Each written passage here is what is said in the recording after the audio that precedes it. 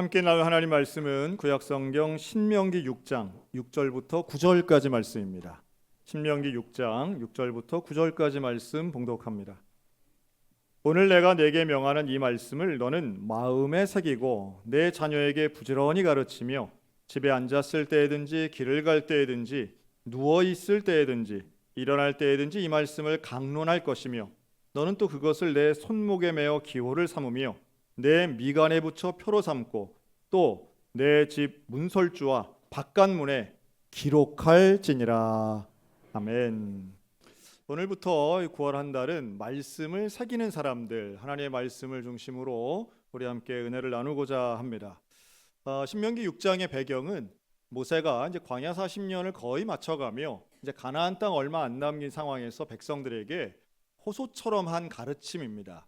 이스라엘아 들으라, 우리 하나님은 유일한 하나님이시다라고 말씀하며 너희는 마음을 다하고 뜻을 다하고 힘을 다하여 내 하나님 여호와를 사랑하라고 당부하죠. 그리고 명령합니다. 너는 오늘 내가 전하는 이 말씀을 마음에 새겨라. 여러분, 하나님 말씀을 마음에 새긴다는 게 무슨 뜻일까요? 언제나 기억할 수 있도록 우리가 늘 마음에 품고 살아가는 거죠. 내 인생의 가장 중요한 가치로, 그러면서도 자주 보는 것입니다. 자주 듣기도 하는 것입니다. 우리 인간은 이 눈에 무엇이 보여지는가에 의해서 생각도 하고 결정도 한다고 생각이 듭니다. 그러니까 하루 종일 무엇에 내가 노출되어 있는가라고 하는 거죠. 정보를 어떤 걸 통해서 내가 정보를 받고 내 생각의 근거가 되는 게 무엇인가라고 하는 겁니다. 하루 종일 스마트폰을 통해서 유튜브를 보면 내가 보는 그 유튜브 영상이 나에게는 중요한 정보가 되고 또 가치로운 일이 되겠죠. 또 하루 종일 어떤 책을 본다든가 아니면 영상을 본다든가 아니면 특정한 누군가와 계속해서 만나서 대화를 하다 보면 그쪽으로 내 생각이 기울게 될 것입니다. 같은 원리를 적용하면 우리가 하나님의 말씀을 읽는다는 것, 또 말씀을 듣는다는 것은 결국 내 인생의 가장 중요한 순간에 하나님 말씀대로 산다는 것을 의미하곤 하는 것이죠. 저에게 몇 가지 좀 관심이 있는데요.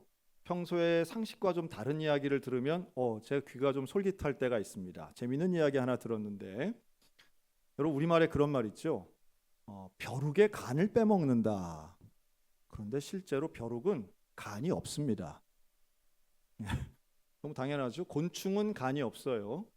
간은 해독작용을 하는 기관인데 곤충들은 그런 나쁜 게 들어오면 바로 요소로 빼내기 때문에 간이 없답니다. 근데 우리는 벼룩의 간을 빼먹는다는 식의 이런 어떤 그냥 우리가 흔히 쓰는 말들이 있어요.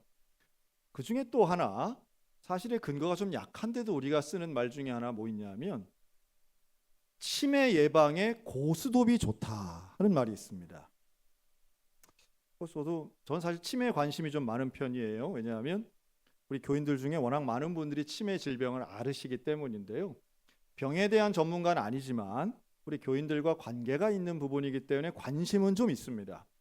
그리고 이런 이야기 저런 이야기 하지만 사실상 아직까지 치매가 예방된다라고 하는 건 아주 기본적이고 일반적인 이야기들밖에는 없습니다. 규칙적인 운동하고 음식 조절하고 좋은 습관 갖는 거 당연하죠.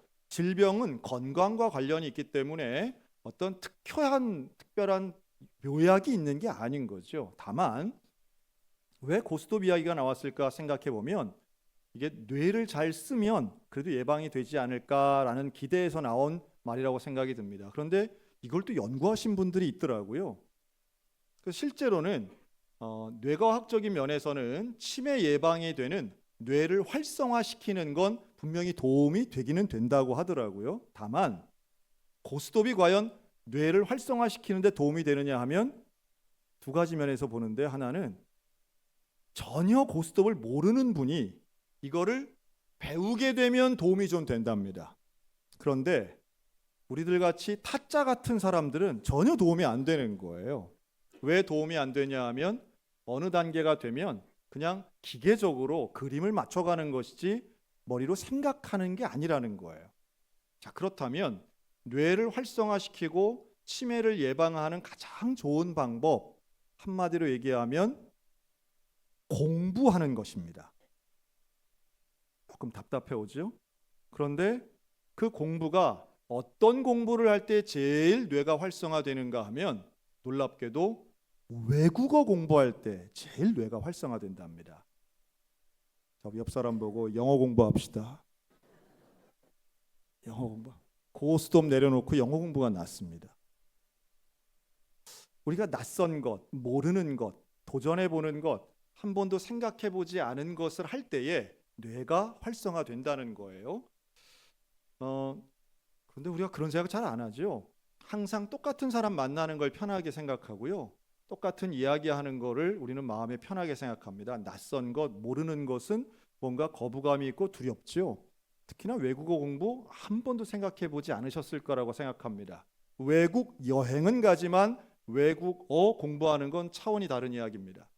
그런데요, 제가 오늘 말씀을 드리는 이유가 있어요. 그 외국어 공부를 하는데 사실은 회화를 공부하는 게 훨씬 좋지 않겠습니까? 이건 실용적인 거예요. 그런데 어떤 방법이 가장 뇌를 활성화하느냐 하면 외국어를 공부하는데 손으로 쓰는 것입니다. 그러니까 외국어 자체를 습득하는 건 당연히 말을 해야 되겠죠. 그런데 뇌에 자극을 주는 것은 손으로 쓰는 행위라는 거예요. 왜 그런가? 우리 신체 중에 가장 정교한 일을 하는 건 손입니다. 손이 가장 정교한 일을 해요. 그런데 그 정교한 일 중에서 아주 고도의 집중력을 요하는 게 글씨 쓰는 일인 거예요. 독서가 아주 좋은 습관이죠. 그런데 한번 이렇게 생각해 보세요. 책을 읽는 것과 그 책을 쓴 사람, 책을 읽는 사람이 뛰어날까요? 그 책을 쓴 사람이 뛰어날까요? 당연히 그 책을 쓴 사람이 조금이라도 더 낫지 않겠습니까? 그런 의미로 우리가 쉽게 이해하면 뭔가 글을 쓴다는 것은 내 인생에서 가장 나를 성장시키는 공부의 기본값이에요. 다만 이 운동하는 실제로 내 손의 끝에 혈관까지 힘을 주고 펜을 꼭 잡고 쓰는 것은 스마트폰의 버튼을 누른 것과는 비교도 안 되게 나의 뇌를 활성화시킨다는 겁니다. 제가 이렇게 구체적으로 말하는 이유가 있어요. 여러분, 하나님의 말씀을 내 마음에 새기는 위대한 방법은 성경을 읽거나 성경을 쓰는 것입니다. 성경을 쓰기 시작하면 우리는 눈으로 읽고 마음으로 귀로 읽고 그리고 손으로도 읽게 됩니다. 그러면 그것이 내 삶에 새겨지는 놀라운 은혜가 임할 줄로 믿습니다. 성경을 쓴다는 건 참 근사한 일이라고 저는 봅니다. 요즘에 텍스트 힙이라는 단어가 유행이더라고요. 텍스트 힙이라고 하는 것은 요즘 젊은이들이 종이책을 잘 읽지 않는데 아주 요즘 아이돌들이 뭔가 있어 보이는 그런 연출하기 위해서라도 종이책을 들고 읽는 것을 인스타그램, SNS에 많이 올리면서 유행 챌린지가 된 겁니다. 예나 지금이나 책을 읽는 것, 글을 쓰는 것, 글자를 쓰는 것은 우리 인생을 가장 풍요롭게 하면서도 수준 있게 만드는 일이면 분명합니다. 하물며 그럴진데 하나님의 말씀인 성경을 쓴다는 행위는 우리 인생에서 가장 가치를 찾는 사람으로서는 할 수 있는 일 중에 정말 유익한 일이 된다는 말씀이에요. 한번 이렇게도 생각해 봤습니다. 여러분, 2주만 있으면 추석이에요. 추석 때 이제 어쨌든 가족들이 모이시는 분들이 많잖아요. 설날에는 모이면 3배라도 하는데 추석 때 모이면 대개 뭐 할까요? 그 바쁜 가운데 1년에 몇 번 안 되는 그 중에 모여가지고 우리는 대개 요즘은 손자 손녀가 원하는 액티비티들도 많이 하시고 또 카페들 그렇게 많이 가신다고 하더라고요. 근데 다 좋습니다. 또 모여서 고스톱 칠 수도 있겠죠. 그렇게 모여서 뭔가 하는 건 참 좋은데 이거 한번 제가 제안을 드립니다. 일부러 쇼를 하는 거예요. 여러분, 우리 기억 속에 나의 할머니와 나의 할아버지가 어떤 모습으로 기억되십니까? 세상의 어떤 손주들도 할아버지 할머니를 맥락으로 기억하지는 않습니다. 스토리로 기억하지 않는다는 거예요. 한 장면으로 기억합니다. 그래서 맨날 부엌에서 일하시는 할머니 혹은 늘 큰 소리 내는 할아버지, 나한테 공무원 시험 보라고 쪼르던 할아버지, 뭐 이런 걸로 기억이 되는 분들이 있습니다. 그런데 책상에 앉아서 무엇인가를 읽거나 쓰는 모습의 할머니, 할아버지가 혹시 기억나는 분들 계십니까? 여러분, 이번 추석에 한번 슬그머니 방에 들어가서 책상에 앉아서 성경을 한번 써보시기 바래요. 꼭 문을 열어놓고 쓰시기 바랍니다. 문을 열어놓고. 그러면 착하고 귀여운 손주라면 분명히 와서 물어볼 겁니다. 할머니, 뭐 써요? 뭐 하세요? 그럴 거예요. 그때가 기회죠.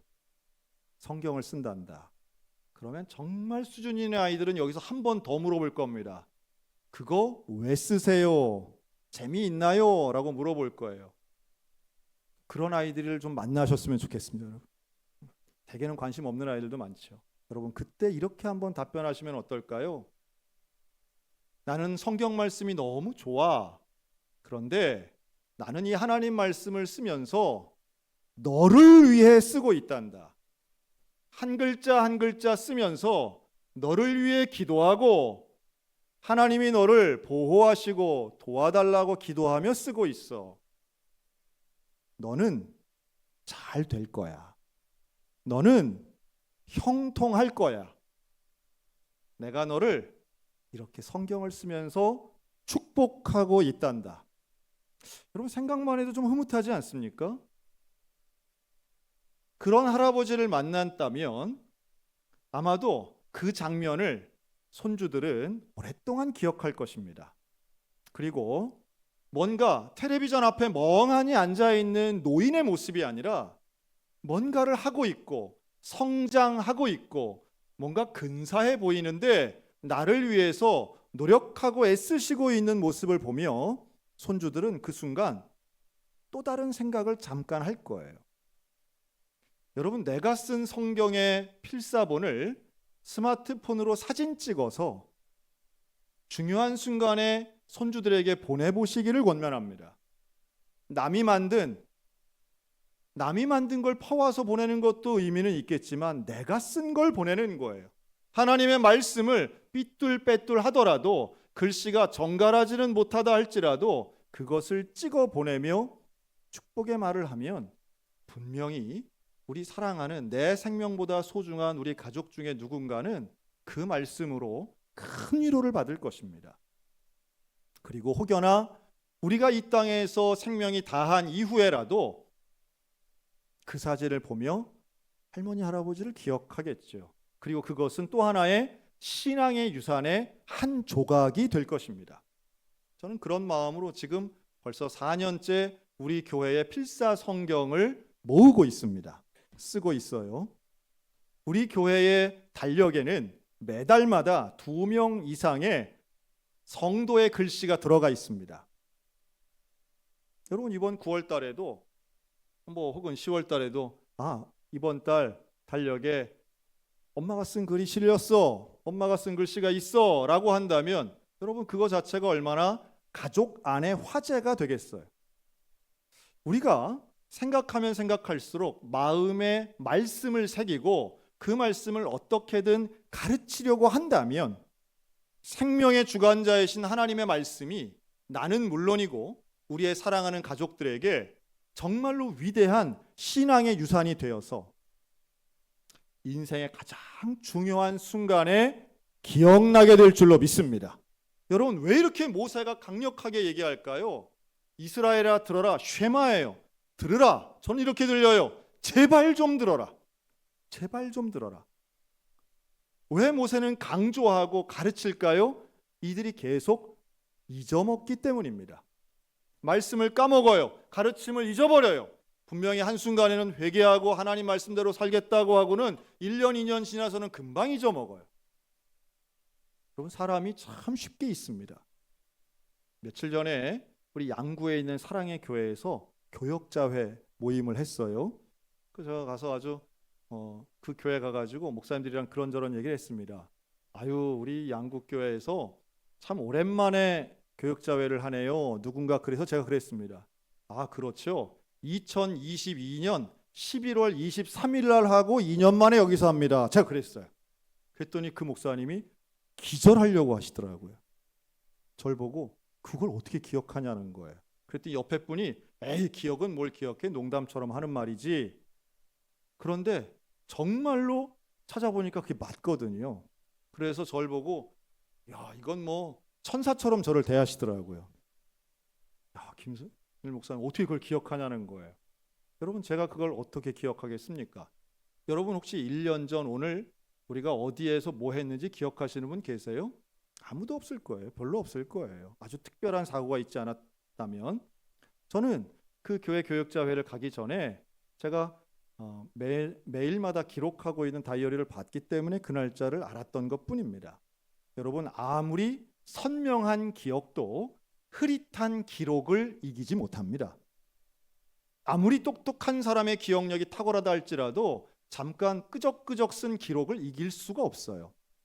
쓰는 행위는 참 중요합니다. 그리고 그러한 기록에 의해서 다른 걸 쓰지 않고 말씀을 썼다면 그 말씀은 나의 삶에 내가 기억하지 못한다 할지라도 내 인생의 놀라운 지표가 되곤 해요. 그리고 그것은 특정한 순간이 되면 그것이 있고 없고는 엄청난 차이가 있습니다. 저는 21세기 대한민국 개신교회에서 가장 그리스도인답게 살다가 죽은 분 한 분 꼽으라면 저는 이관희 집사님을 말하곤 합니다. 이관희 집사님이 지난 2018년에 39살 나이로 돌아가신 분인데요. 이분의 대장암 투병기가 영화 교회 오빠라는 영화로도 개봉이 됐고요. KBS 다큐멘터리로도 방영이 된 적이 있습니다. 이분의 장면이 참 인상적이었어요. 암 치료를 위해서 여러 가지 치료를 받으면서 그는 늘 욥기서를 인용했습니다. 어려울 때마다 하나님의 말씀을 계속해서 인용하는 거예요. 그걸 거절했던 사람은 같이 했던 부인이었습니다. 아내는 아픈데 이게 뭔 소용이냐고, 병도 안 고쳐주시는 하나님이 무슨 필요가 있느냐며 울기도 합니다. 그런데 이 이관희 집사님은 끝까지 말씀을 붙잡아요. 그가 마지막 대장암 4기 판정받고 마지막 수술을 받았는데요. 그 마지막 수술을 받고 이제 병실에 나왔습니다. 이 수술실에 나온 거예요. 그래서 병실로 옮겨졌는데 가족들이 그를 붙잡고 막 울어요. 같이 기도합니다. 그랬더니 이관희 집사님이 너무너무 힘든 가운데에도 이렇게 손을 들어서 얘기해요. 좀 비켜주세요. 그럽니다. 막 사람들이 껴안고 하니까 가족들이 좀 비켜주세요. 그래서 다들 뒤로 한 발짝씩 물러나게 합니다. 왜 그래요?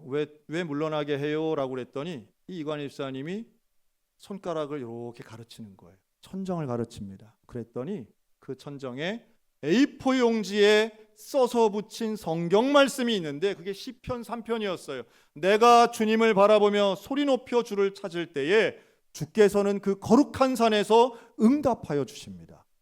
참 놀랍죠? 환자만 볼 수 있었던 곳이었던 거예요. 늘 누워서 부탁한 거죠. 간호사에게 나 이거 좀 붙여주세요. 나는 언제든지 하나님 말씀을 보고 싶어요. 말씀을 볼 때에 사나 죽으나 나에게는 죽어도 소망이 있습니다. 놀라운 일이라고 봅니다. 여러분, 우리가 하나님 말씀을 마음에 새긴다는 뜻은 결국 마지막까지 소망 가운데 산다는 것을 의미하고요. 그리고 하나님과 함께하는 그 지점은 누구에게나 올 수 있는 인생의 고난, 인생의 답답함, 답이 없는 상황 가운데에 그때 말씀이 없으면 어떻게 되는가? 감정대로 살아요. 자기의 소욕대로 사는 거예요. 그런데 말씀이 있는 사람은 그 어떤 억울하고 답답하고 답이 없는 상황 속에서도 명확한 답을 붙잡고 살아가게 됩니다. 저는 이런 인생이 성공한 인생이라고 저는 믿습니다. 어떤 삶이 성공한 삶일까요? 끝까지 하나님의 말씀과 동행하는 거죠. 끝까지 믿음을 붙잡고 사는 겁니다. 그럴 수 있는 것이 바로 내 마음에 말씀을 새기는 것입니다. 그리고 그 새겨진 말씀을 나뿐만 아니라 내 사랑하는 자녀들에게 가르치라고 명령하시는 거죠. 그러니까 모세의 명령 다름 아니에요. 함께하는 가족들, 같이 사랑하는 사람들에게 그 네가 마음에 새긴 그 말씀을 잘 가르치라는 거예요. 앉았을 때든 누웠을 때든 집에 있든지 나가든지 강론하라. 그리고 너희 집 문설주에도 기록하라. 언제든지 말씀이 보이도록 최선을 다하라는 거죠. 잘 교육시키라는 거예요. 여러분, 우리나라가 미국과 처음으로 수교를 맺은 적이 있습니다. 1882년인데요. 조미 수교, 조선과 미국이 수교 협정을 맺은 게 있습니다. 뭐 협정 자체는 대단한 건 아니었지만 근데 문제가 있었어요. 당시의 조정에서는 대원군의 쇄국 정책 때문에 영어를 할 수 있는 대신이 하나도 없었던 거예요. 그렇겠죠? 그래서 이 미국 사신하고 이렇게 계약을 하는데 누가 가운데서 통역을 했느냐 하면 청나라 사람이 그걸 통역을 한 거예요. 그래서 고종이 이걸 보니까 야, 이건 아니다 싶은 거죠. 그러면서 어떤 명령을 내리느냐면 야, 안 되겠다. 우리나라도 영어 좀 하는 사람이 있어야 되겠다. 영어를 가르치는 이런 외국어 가르치는 교육기관을 만들어라. 1886년에 우리나라에서 최초로 국가기관이 만든 영어 전문 교육기관이 하나 세워집니다.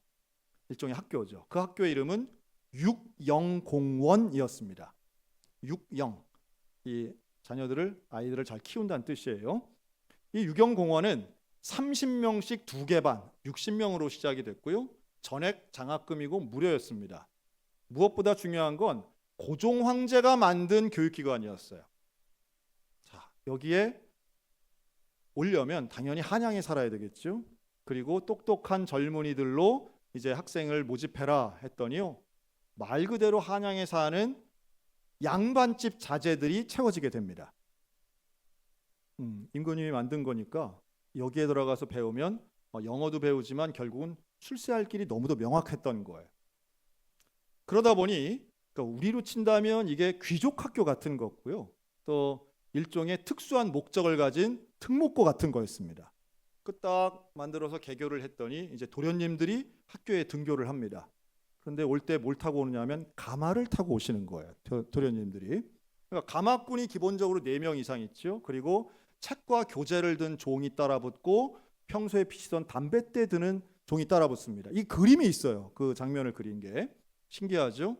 학생은 60명인데 이 수행원들이 많아가지고 그냥 수백 명이 그 유경공원에 있었던 거예요. 그리고 도련님 수업 끝날 때까지 이제 기다리곤 했습니다. 수업은 철저하게 영어로 진행됐습니다. 그때 이 강사로 있었던 헐버트라는 분이 선교사님이었는데요. 이분이 나중에 기록한 게 있어요. 조선인들은 정말 어학에 뛰어나다. 이 사람들은 하나를 가르쳐주면 정말 10개를 안다. 그러니까 우리나라는 처음에는 회화 중심의 교육이었습니다. 그래서 영어를 가지고 수학도 배우고 지리도 배우고 이랬던 거예요. 근데 이게 나중에 일본이 영어 교육을 주관하게 되면서 문법 중심, 발음 무시, 오늘날 우리의 교육 20세기 교육이 된 거죠.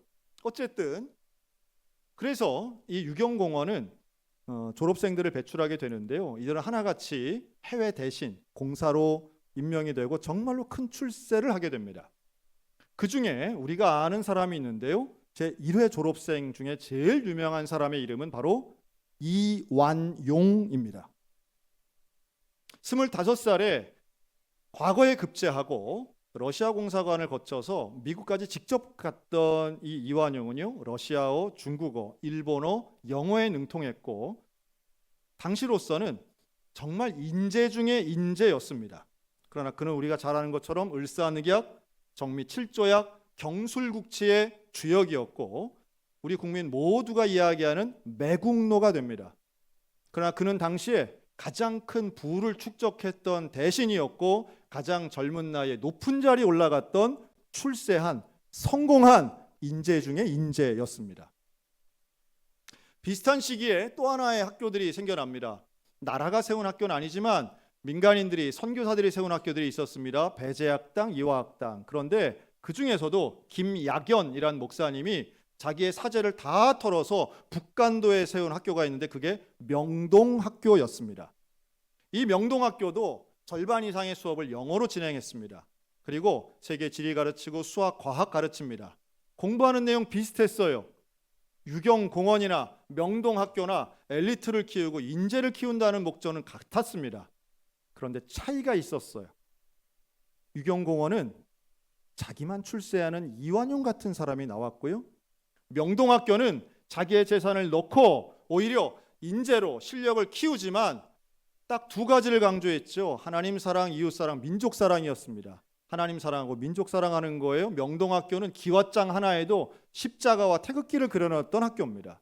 그리고 그 학교 졸업생 중에 우리가 제일 잘하는 사람 윤동주가 있습니다.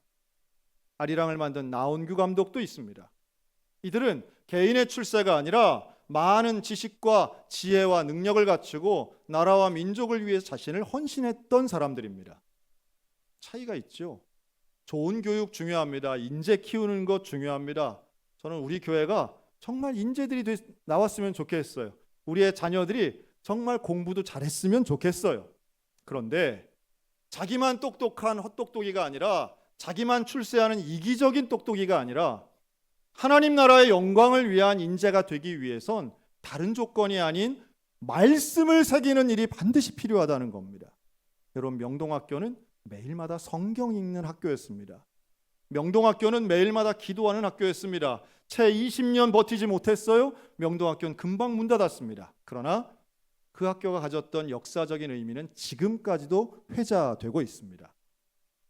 제가 한번 이렇게 도전 드리고 싶습니다.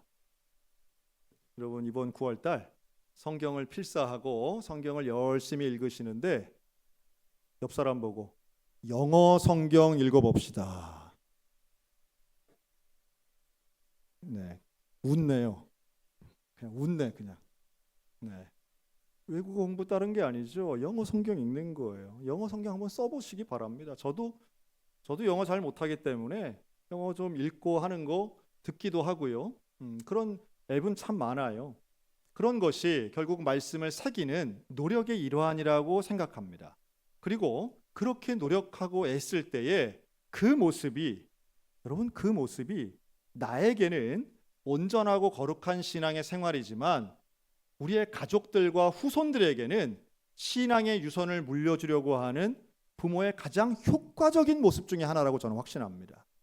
여러분, 성경을 읽으시기 바랍니다. 성경을 쓰시기 바랍니다. 그리고 말씀 따라 살기 위해 최선을 다하시기 바랍니다. 말씀을 새기고 하나님을 사랑하고 그리고 그걸 위해서 최선의 노력을 다할 때에, 최근에 제가 읽은 글 중에 짧은 글 중에 이런 말이 있더라고요. 곡식을 심으면 한 번 먹고 나무를 심으면 10번 먹지만 사람을 심으면 100년을 먹을 수 있다고 하더라고요. 인재의 양성에 대한 이야기겠죠. 우리가 믿음의 나무를 심는 것 그만큼 중요합니다. 다른 것보다, 금방 먹을 수 있는 것보다, 인생의 비법보다 인생의 원리가 중요하지 않겠어요?